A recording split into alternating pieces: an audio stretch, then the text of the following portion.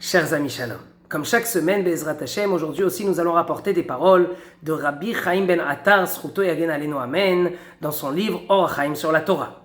Mais avant de rapporter ces paroles, nous allons rapporter une histoire qui est très importante. Nous sommes aujourd'hui dans une période qui n'est pas du tout facile pour le peuple d'Israël.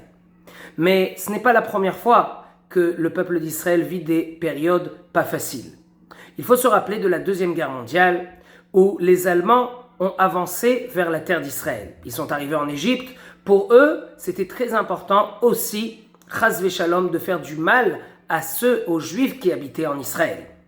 Maintenant, ce qu'on fait de grands tzadikim, il y a plusieurs noms, donc je préfère plutôt les appeler les tzadikim. Ils sont allés au Har Hazetim, au mont des Oliviers, pour prier sur le kever du Or HaChaim HaKadosh. Le tombeau du Or HaChaim HaKadosh a toujours été un endroit où de très grands miracles se sont passés. Ils sont arrivés là-bas, ils ont prié, ils ont pleuré, ils ont demandé à Hachem que par le mérite du tzaddik, les Allemands, Imar Shimam, n'arrivent pas jusqu'à la terre d'Israël. Et à la fin, un de ces tzaddikim s'est levé et a dit la chose suivante: ils ne vont pas arriver ici. On lui a dit: comment est-ce que tu sais ça? Il a dit: regardez, j'ai vu sur le tombeau que les lettres du diadégramme de Hachem, du nom d'Hachem, Yud Ke Vav Ke, j'ai vu qu'elles ont scintillé, j'ai vu qu'elles sont devenues vraiment incroyables. J'ai vu ça. J'ai vu qu'elles sont devenues avec une très grande lumière. Alors j'ai compris qu'ils ne vont pas venir ici. De cette histoire, nous comprenons qu'aller prier sur le kever du Or HaChaim HaKadosh, c'est une force extraordinaire, ça c'est déjà une chose à savoir, mais ce n'est pas que cela. Surtout dans la période qui n'est pas facile aujourd'hui. Alors ce n'est pas facile pour tout le monde d'aller prier sur son kever, sur son tombeau. Mais si on va étudier sa Torah, c'est certain qu'Hachem va dire: vous étudiez des paroles du tzaddik, alors Be'ezrat Hashem, je vais, en tout cas lui-même Hachem va le dire, donc on n'a pas besoin de dire Be'ezrat Hashem, Hachem va décider, si Dieu veut, de donner de très grands cadeaux pour le peuple d'Israël. Alors nous sommes avec la paracha de Vaïkra. Au début de cette paracha, il nous est enseigné Adam qui akriv mikem.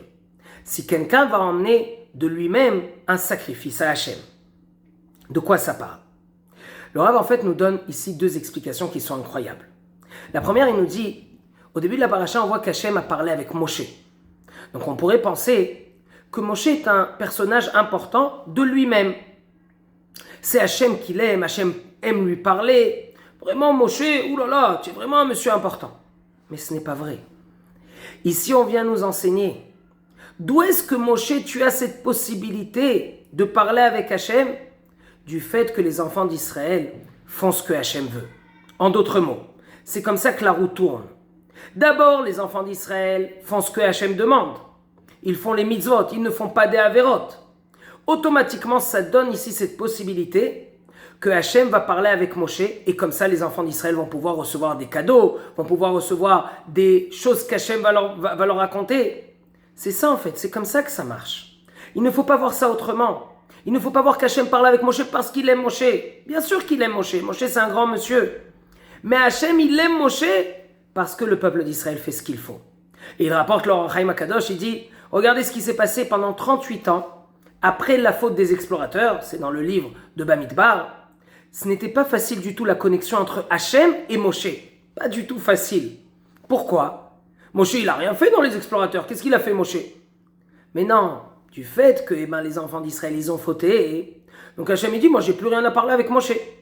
C'est comme ça que la roue, elle tourne. Et si on comprend cela, on comprend qu'en fait, on a nous-mêmes. Il ne faut pas dire: ah, je connais un grand tzaddik, lui c'est sûr qu'il parle avec Hachem, etc. La force qu'il a le tzaddik, c'est grâce à vous. La force qu'il a le tzaddik, c'est grâce à nous. Si nous on fait ce qu'il faut, alors le tzaddik après, toutes les choses peuvent s'accomplir. Mais c'est pas lui. Lui, il est rien du tout entre guillemets. Lui, il est comme nous. Juste que, étant donné qu'il a un petit peu plus tzaddik que nous, il fait plus attention que nous dans certaines choses, alors Hachem, il va lui parler à lui. Mais le fait qu'Hachem va lui parler, bichlal, c'est grâce à nous. Voici la première explication du Rav. La seconde est une explication complètement autre. Le Rav nous dit en fait, Yakriv, ça vient aussi du mot Yekarev, il va rapprocher. De qui nous parlons ici? Hachem, il nous dit la chose suivante. C'est quoi le plus dur pour Hachem?